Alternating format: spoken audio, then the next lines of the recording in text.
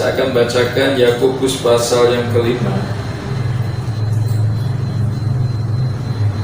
ayat 13 sampai dengan yang ke-18. Demikian firman Tuhan.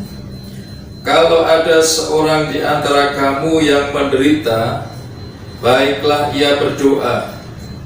Kalau ada seorang yang bergembira, baiklah ia menyanyi.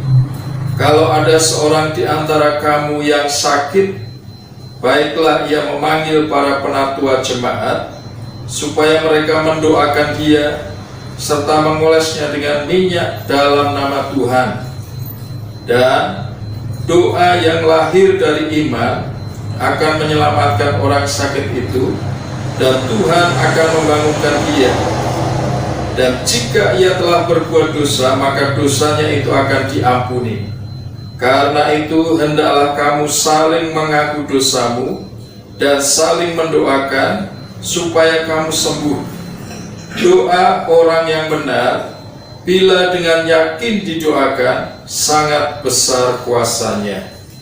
Elia adalah manusia biasa sama seperti kita, dan ia telah bersungguh-sungguh berdoa supaya hujan jangan turun, dan hujan pun tidak turun di bumi selama 3 tahun dan 6 bulan.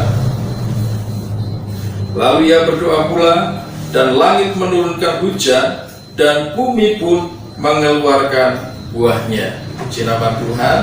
Saya ingin menekankan di dalam ayat ini tentang doa orang yang benar, bila dengan yakin didoakan, sangat besar kuasanya. Doa merupakan bagian di dalam kehidupan kita sebagai orang percaya.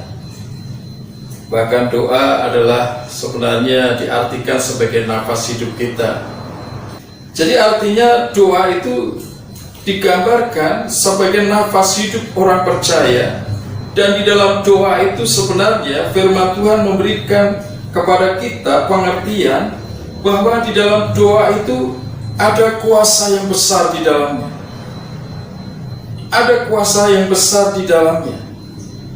Di dalam Yakobus ini kita melihat bagaimana sebuah nasihat ketika ada orang yang menderita, dianjurkan, disarankan untuk dia berdoa.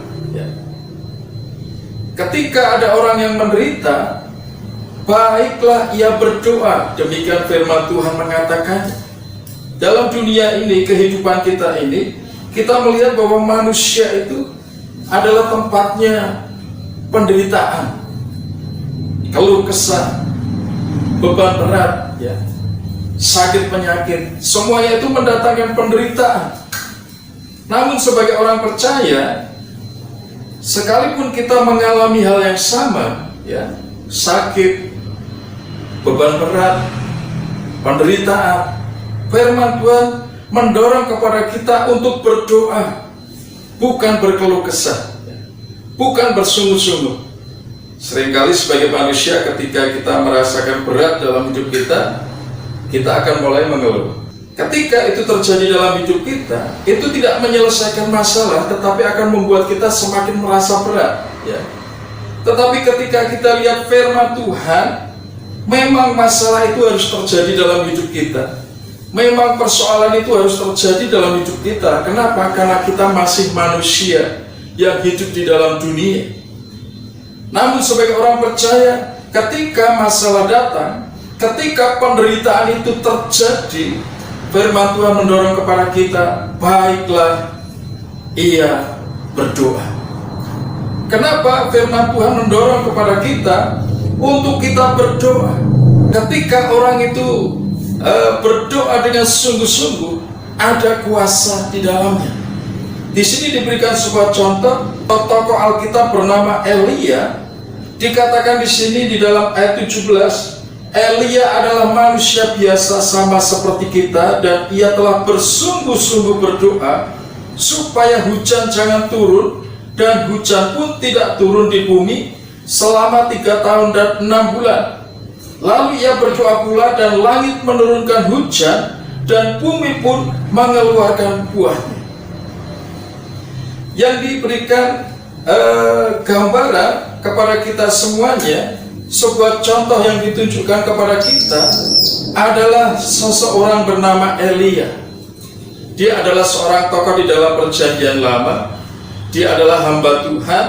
Bagaimana firman Tuhan berkata, ketika Elia ini berdoa sungguh-sungguh, memohon kepada Tuhan supaya hujan tidak turun, maka firman Tuhan mencatat, menuliskan, hujan itu tidak turun selama 3 tahun 6 bulan. Di dalam doa itu ada kuasa yang besar. Elia berdoa meminta hujan supaya tidak turun.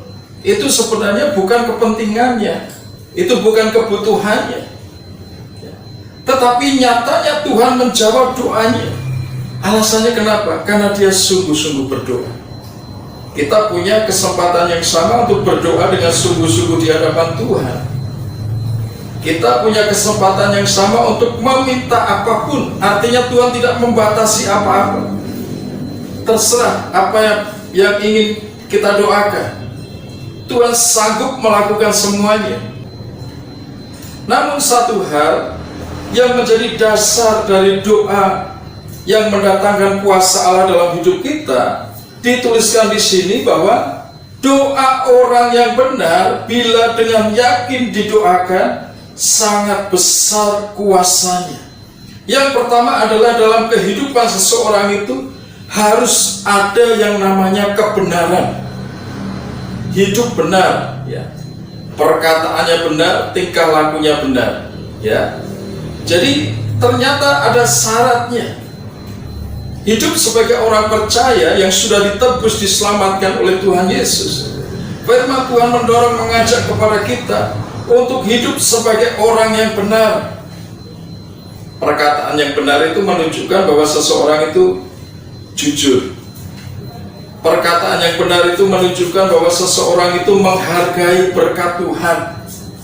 Perkataan yang benar itu menunjukkan bahwa seseorang itu menghormati Tuhan yang sudah menyelamatkan hidupnya. Ketika kita berkata dengan benar, sebenarnya itu mendatangkan berkat dalam hidup kita.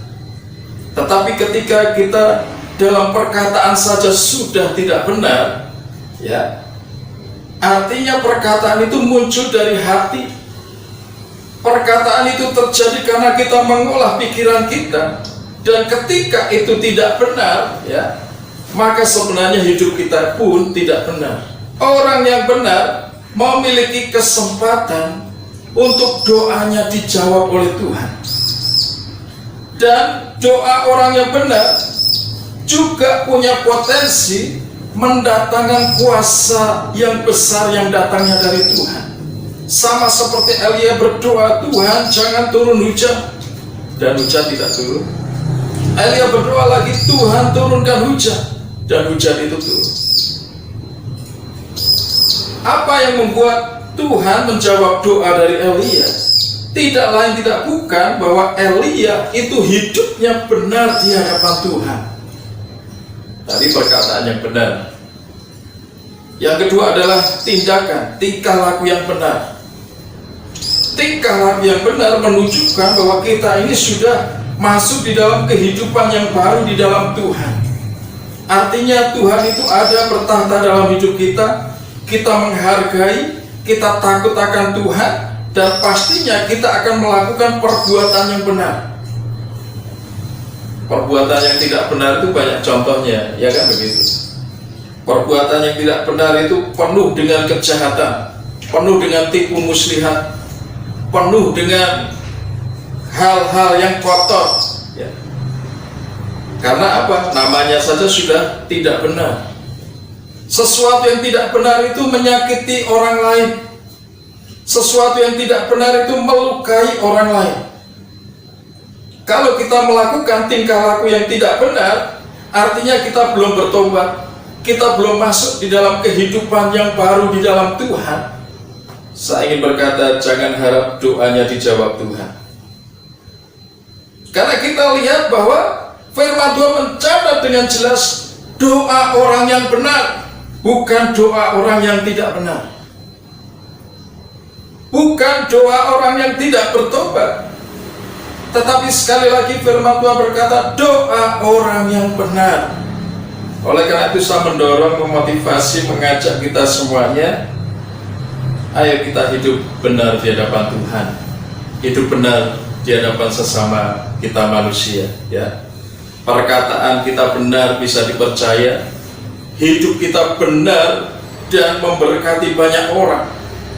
Karena Tuhan memanggil kita supaya kita menjadi berkat, bukan untuk menjadi kutuk buat orang lain, bukan untuk mencelakai orang lain, tetapi untuk memberkati orang lain. Jadi sekali lagi ingin saya katakan, doa orang yang benar itu besar kuasanya, ya. Namun demikian, bagaimana kita bisa merasakan doa itu besar kuasanya?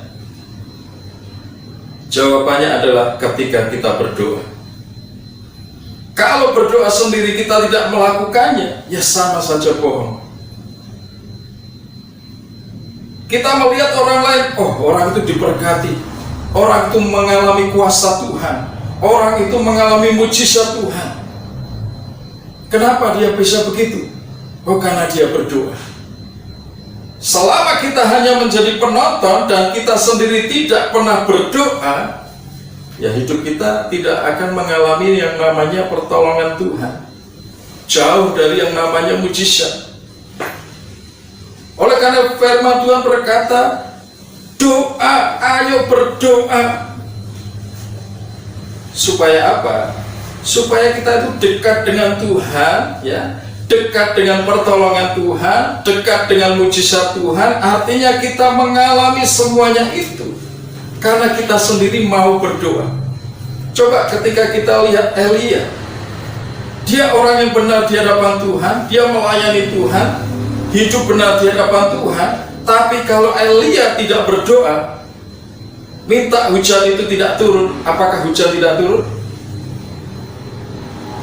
Pastinya hari-hari akan berjalan seperti biasa sesuai musimnya. Tetapi karena Elia sebagai orang benar dan dia melakukan, dia bertindak, dia berdoa, doanya dijawab Tuhan. Oleh karena itu dalam kehidupan kita, firman Tuhan ini memotivasi dalam hidup kita. Sehebat apapun kita, tanpa doa, kita ini seperti orang yang kekeringan. Kita tidak akan pernah mengalami yang namanya bahagia. Kita tidak akan pernah mengalami yang namanya pertolongan Tuhan.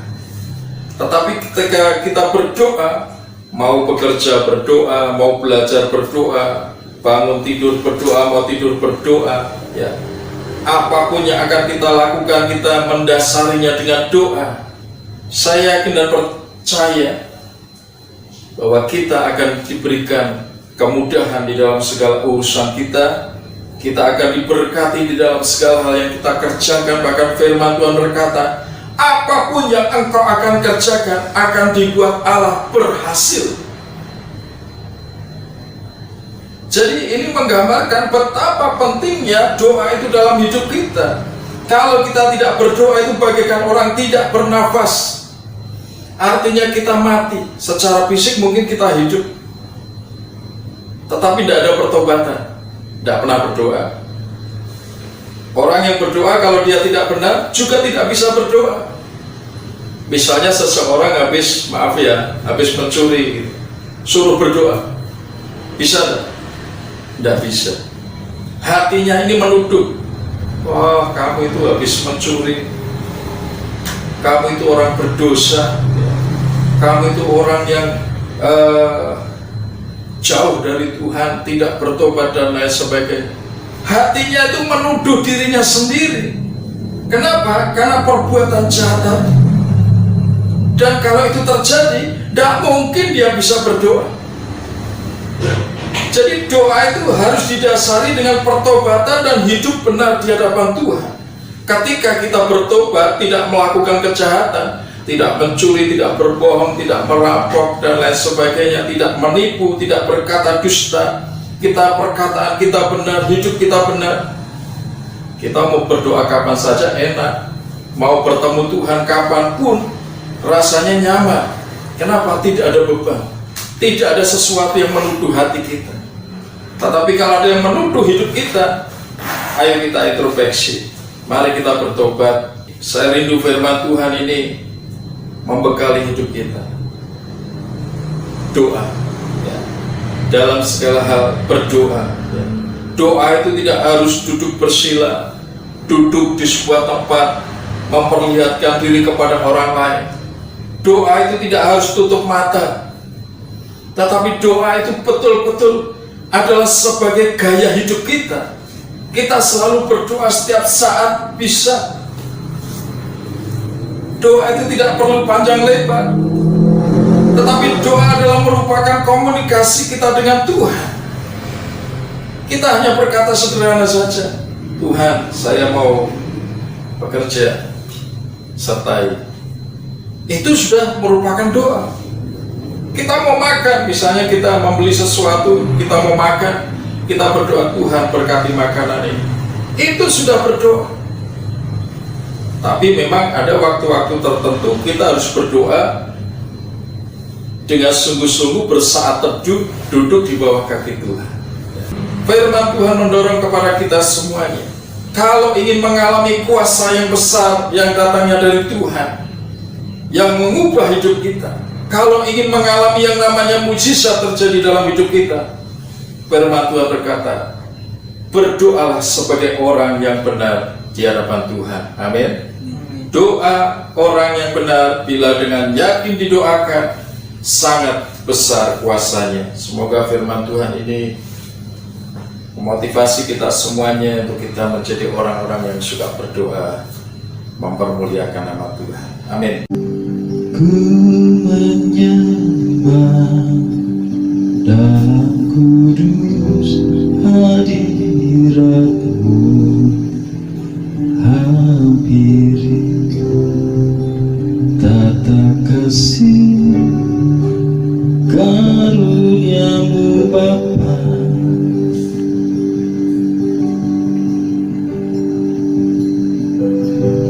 Kekuatanku hanya dalam hadirat-Mu, Yesusku. Hanya Kaulah segalanya.